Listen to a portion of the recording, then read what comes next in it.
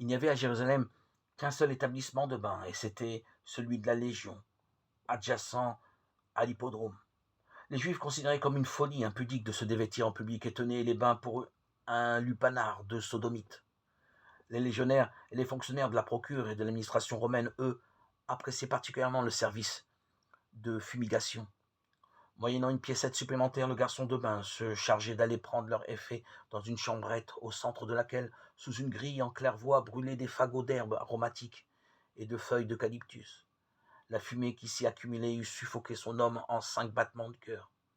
Elle mettait un peu plus longtemps à exterminer la vermine, mais elle l'exterminait. Poux, puces, punaises succombaient pendant que leur propriétaire vaquait à ses ablutions.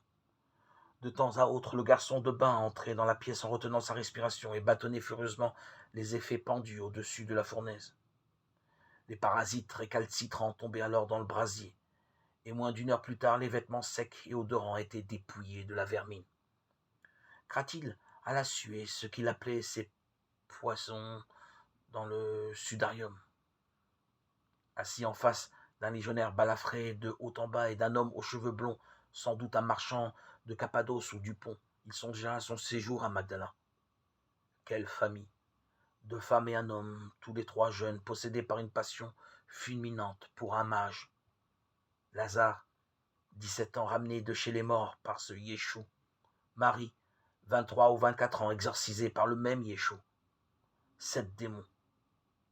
Comment les avait-on comptés? Et l'aînée, Marthe, 2 ans ou 3 de plus que Marie, apparemment une femme de bon sens, mais pénétrée de la même passion pour Yéchou. Un point le frappait.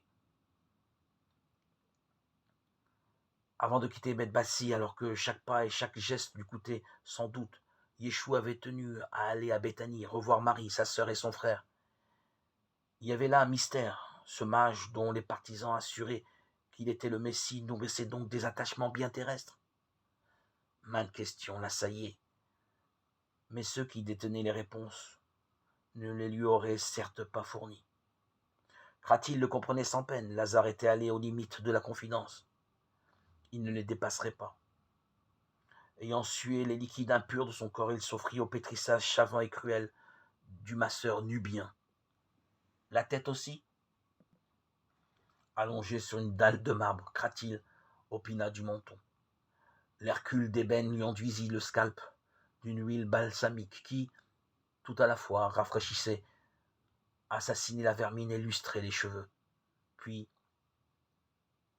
il lui mobilisa la peau sur le crâne comme s'il résistait à la tentation secrète de la lui arracher. Alors commença la torture, l'étirement de la nuque, le malaxage du dos, les pincements profonds des cuisses et des mollets, et les torsions de la colonne vertébrale, l'étirement des orteils. Impitoyablement frotté à la raclette qui lui avait arraché des copeaux de peau morte, il fut dépêché à la piscine pour se rincer et nagea vers la gargouille qui déversait l'eau à gros bouillon. Enfin, il accepta d'un garçon de bain la serviette mouillée à l'eau additionnée de bain-jonc pour resserrer les pores, se sécha, se rhabilla et sortit du dîner.